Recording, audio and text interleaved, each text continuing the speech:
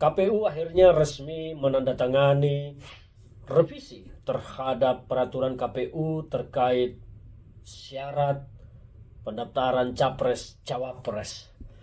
Di tanggal 7 November 2023, informasi yang beredar di media sosial menyatakan bahwa hari ini resmi ditandatangani perubahan yang menyesuaikan kepada hasil keputusan Mahkamah Konstitusi setelah berkonsultasi dengan Komisi 2 DPR yang menyetujui perubahan dan revisi peraturan KPU tersebut.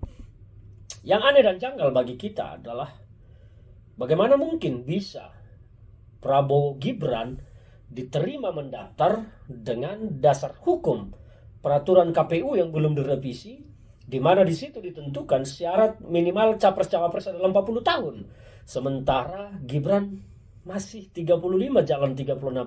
Artinya peraturan yang berlaku pada saat itu masih peraturan KPU yang lama sebelum direvisi, dan jelas Gibran tidak memenuhi syarat sesuai dengan peraturan KPU yang lama. Dan sekarang, kalau sekarang mendaftar baru memenuhi syarat. Nah, bagaimana dengan status pendaftaran yang dilakukan oleh Prabowo Gibran pada tanggal 25 Oktober lalu? Apakah itu sah secara hukum? Saya pikir ada cacat administrasi, cacat hukum yang telah terjadi pada pendaftaran Prabowo Gibran sebagai Capres-Cawapres. Ada syarat yang tidak bisa dipenuhi oleh Cawapres kala itu, yaitu Gibran Rakabuming Raka, dalam hal usia. Waktu itu Gibran belum memenuhi umur sebagai calon wakil presiden. Perdebatannya sekarang apakah pendaftaran ini sah atau tidak? Menurut saya tidak sah, karena aturan yang mengatur pada saat itu adalah syarat minimal 40 tahun.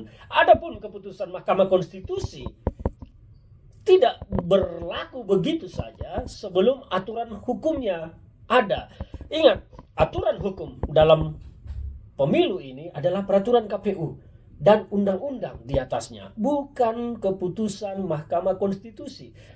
Peraturan KPU selalu mengacu kepada undang-undang nomor sekian, maka turunlah peraturan KPU-nya. Tidak pernah disebutkan di situ berdasarkan putusan Mahkamah Konstitusi. Tidak.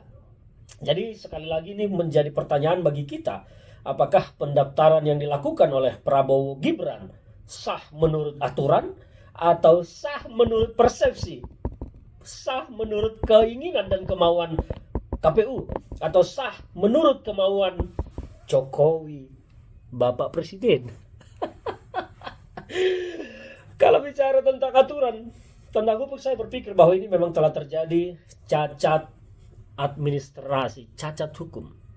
Bahwa pendaftaran ini tidak memenuhi syarat sebagaimana diatur oleh PKPU yang lama. Syarat minimal usia adalah 40 tahun dan Gibran belum memenuhi itu. Bagaimana kelangsungan Pilpres ini? Apakah akan sah secara hukum ke depan? Bagaimana nasib kepemimpinan bangsa ke depan andai contohnya tanda kutip Prabowo Gibran menang Pilpres? Meskipun sebetulnya tidak akan menang, tapi andai menang, apakah mereka sah sebagai presiden dan wapres? Karena pendaftarannya saja cacat hukum, cacat aturan. Disinilah kita diajak untuk berdiskusi secara sehat. Mengapa semua ini terjadi? Mengapa drama ini terjadi? Karena penulis skenarionya sepertinya adalah presiden. Maka Pak Jokowi kalau bertanya atau berstatement di acara Golkar tentang drama yang terjadi dalam Pilpres kali ini, ya menurut saya penulis skenario terutama di sini adalah Pak Jokowi sendiri. Jadi drama yang Bapak sampaikan itu adalah drama yang tercipta karena sikap Pak Jokowi sendiri.